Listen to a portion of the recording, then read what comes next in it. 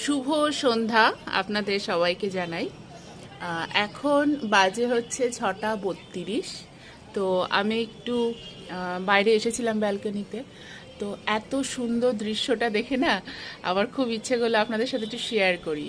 আচ্ছা, সূর্য সবে অস্ত গেছে। আমি ঠিক এই যে জায়গাটা থেকে এখন মানে আপনাদের যে দেখাচ্ছে, এটা চাঁদ উঠেছে আকাশে। এটা আমার পূর্ব দিক, আর এই পোর্শনটা হচ্ছে পশ্চিম দিক। ছাদে উঠলে আরও খুব সুন্দর দেখাতে পারতাম। দেখুন ওই পাশে সূর্য অস্ত গেছে, আকাশে সেই রক্তিম আভাটা কিন্তু এখনও আছে, এবং তার সাথে সাথে ওখানে যে কি সুন্দর রং, হ্যাঁ, আকাশের নীল সবুজ, একটা সেই অ্যাশ অ্যাশ কালারও আছে। এই যে আকাশে ভালো মেঘও আছে শরৎকালের মতো। তো এত সুন্দর একটা দৃশ্য না, আমার খুব ইচ্ছে করলো আপনাদের সাথে শেয়ার করার।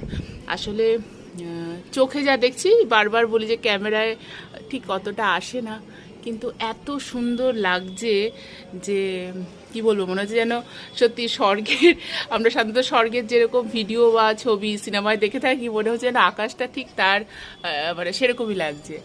আর এখান থেকে দেখানো সম্ভব নয়, ওই দূরে হালকা হালকা বিল্ডিংগুলো দেখতে পাওয়া যায়, ক্যামেরায় আসছে না।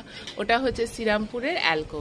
মানে আমি চোখে পুরো দেখতে পাচ্ছি, কিন্তু ক্যামেরার অতটা তো ক্ষমতা নেই যে অতটা দেখতে পাওয়া যাবে। কিন্তু দেখুন কি অপূর্ব লাগছে, আর নীল রংটা দেখুন কি সুন্দর, অদ্ভুত সুন্দর লাগছে, খুব সুন্দর।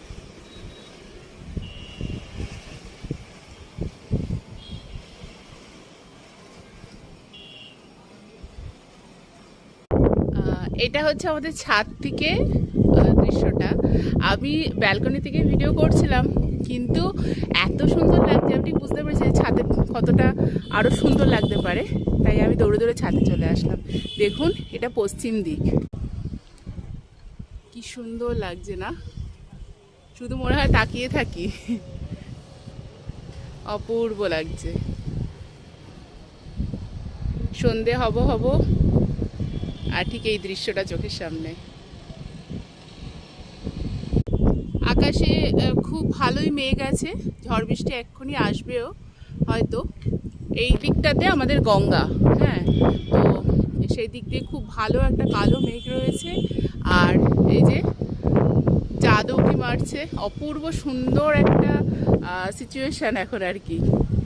যারা যারা বাইরে আছে সবাই নিশ্চয়ই এই দৃশ্য দেখছে। আকাশে এত সুন্দর, সত্যি প্রকৃতি কত সুন্দর সুন্দর দৃশ্য নিয়ে আমাদের সামনে আসে। আমরা কিন্তু সবসময় সেগুলো না মানে কি বলবো, অনুভব করে উঠতে পারি না, বিভিন্ন কাজের চাপে থাকি বলে।